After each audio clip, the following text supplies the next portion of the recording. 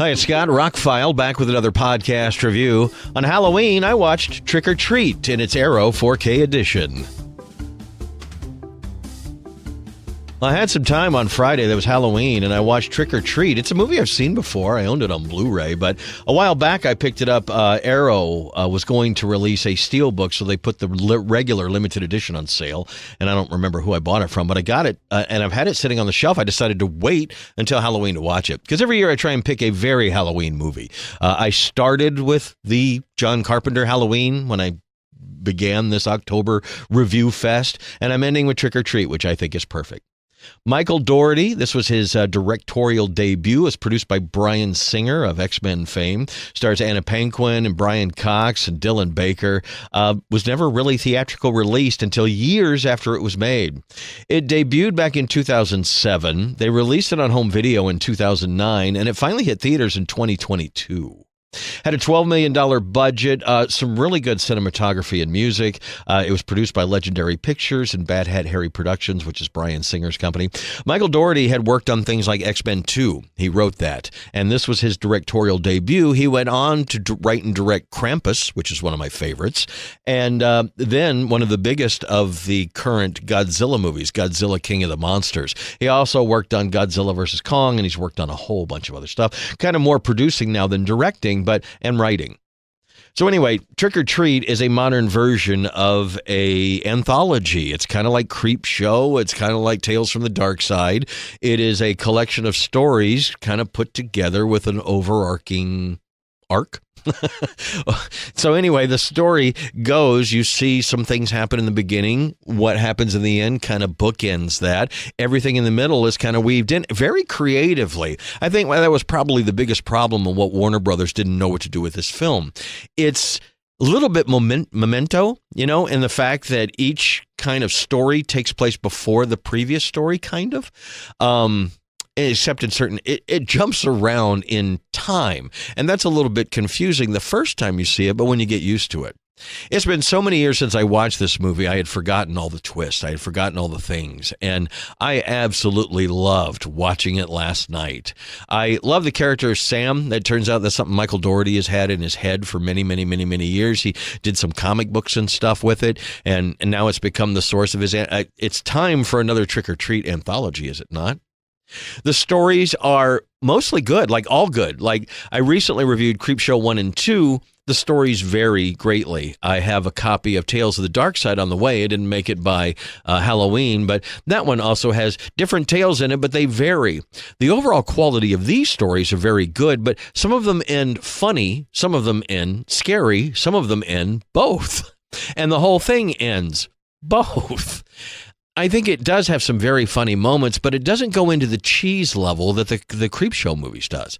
It stays kind of grounded and scary, even though it's funny. Like there's some darkly funny stuff, but some really scary stuff follows up right behind it.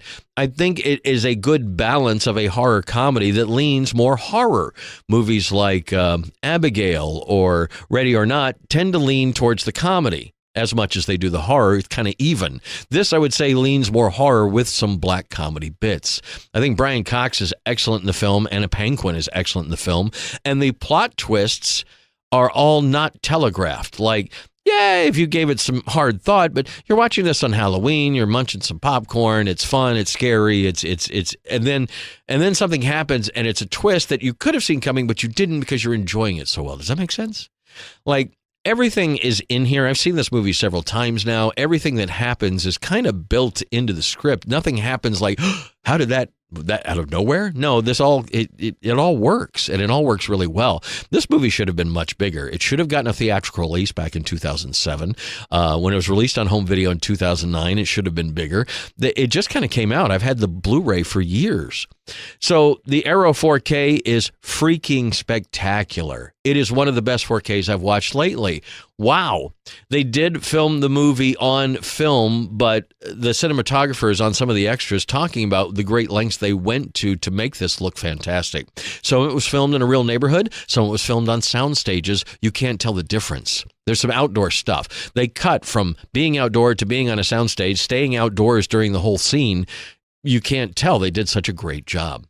I think everybody in the movie does great. I think the writing is good. The sound was 5.1 or stereo. The 5.1 was great. It really would be nice to have an Atmos soundtrack, but this was a $12 million movie that never really got a theatrical release until years after it was made.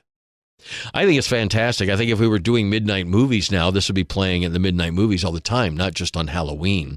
But if you're looking for a horror movie or a Halloween or some kind of anthology that fits that bill, that scratches that itch, I think Trick or Treat is one of the best things of its kind to come along in a long time.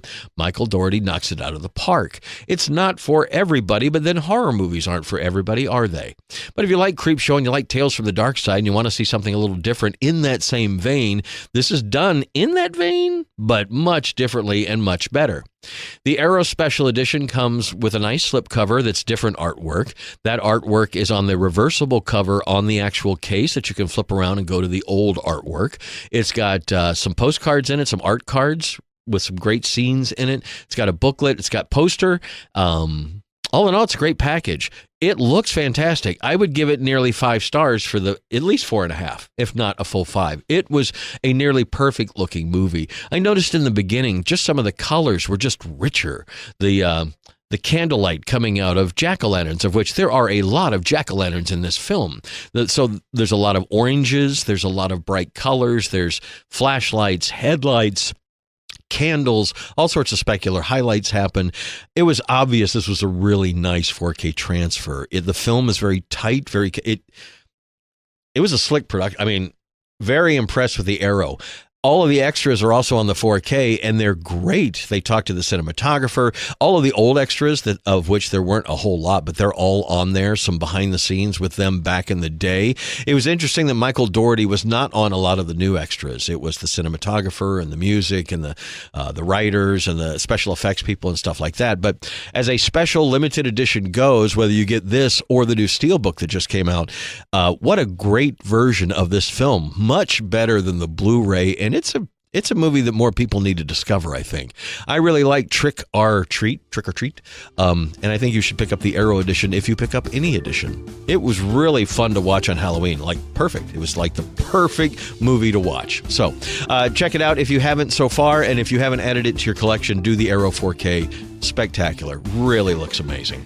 Scott on ROCKFILE. More podcasts are on the way. We'll get back to some variety and less horror movies coming up on ROCKFILE's podcast. Thanks for subscribing.